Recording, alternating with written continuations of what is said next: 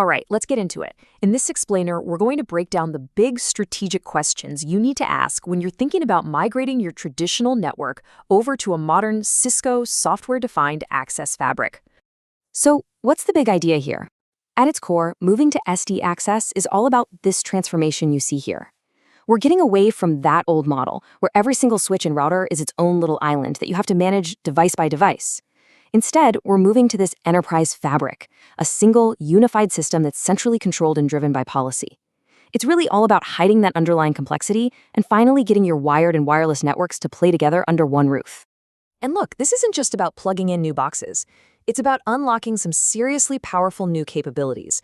We're talking about security that's tied to who a user is, not just their IP address. We're talking about automating the whole fabric, getting deep insights into what's actually happening on your network, and finally, having one consistent policy for both your wired and wireless users. It just makes everything simpler and more secure.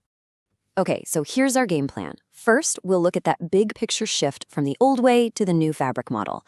Then we'll get practical with a migration checklist. After that, we're going to dive deep into the really important network and policy changes you have to plan for. And we'll wrap it all up by looking at the different ways you can actually approach the migration itself. So, where in the world do you start with something this big? Well, a successful migration really begins way before you touch a single piece of hardware.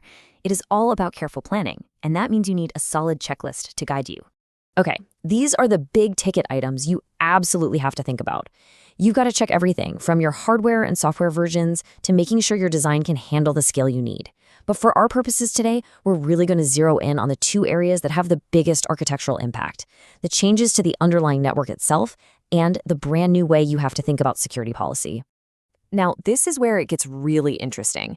The physical network that connects all your switches and routers, what we call the underlay, has to be prepped and ready to support this new virtualized fabric that runs on top of it. All right, first up is a setting you might have set once and then totally forgot about: MTU, or Maximum Transmission Unit. Put simply, it's just the biggest size a single chunk of data, a packet, can be as it travels across your network. For years, the standard has been 1,500 bytes. You just set it and forget it. So, why are we suddenly talking about this? Well, it's all about how SD Access builds its magic. It uses a technology called VXLAN. Think of it like this: it takes your original data packet and puts it inside a new, bigger envelope to mail it across the network. The problem is, that new VXLAN envelope adds a 50-byte header.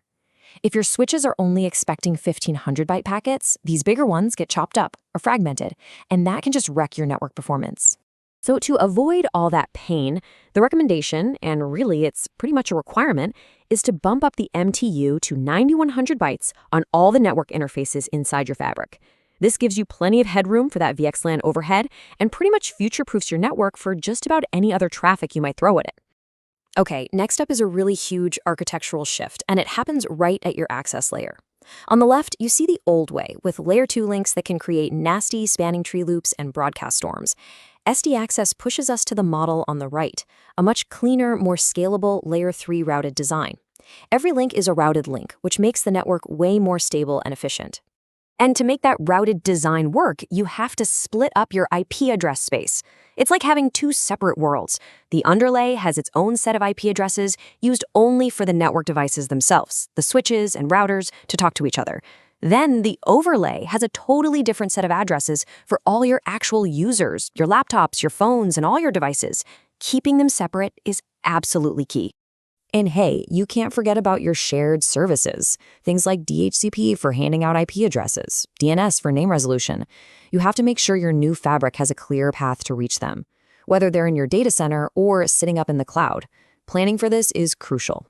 And this last network point is a big one, a real gotcha if you're not ready for it. Remember that VXLAN envelope we talked about? Well, once a packet is inside that envelope, your core and distribution switches can't see what's inside. That means old-school policies like quality of service or ACLs won't work there anymore. All that intelligence has to be pushed down to the edge, to the access switch, so it can be applied before the packet gets wrapped up. All right, let's switch gears, because this next part is maybe the biggest change of all.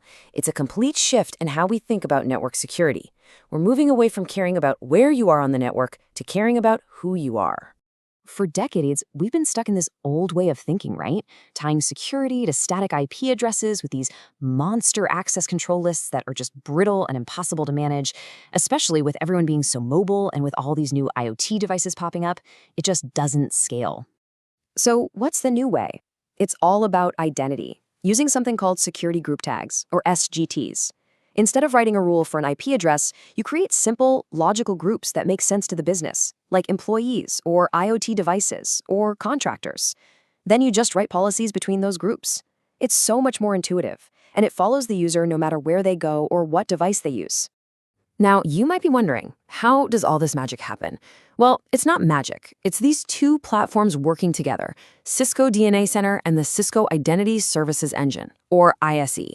You can think of DNA Center as the command center for automation and analytics, while ISE is the brains behind all the identity and policy decisions. Together, they make it all happen. And this is where the real power comes in. You get two incredible levels of segmentation. First, you have what's called macro segmentation using virtual networks. This is like creating totally separate highways on your network. Corporate traffic stays on one, guest traffic stays on another, and they can't cross.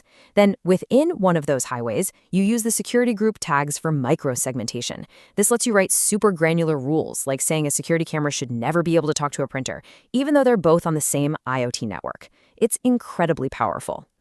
Okay, you've done your homework, you've wrapped your head around the network and policy changes. So how do you actually do it? How do you get from here to there?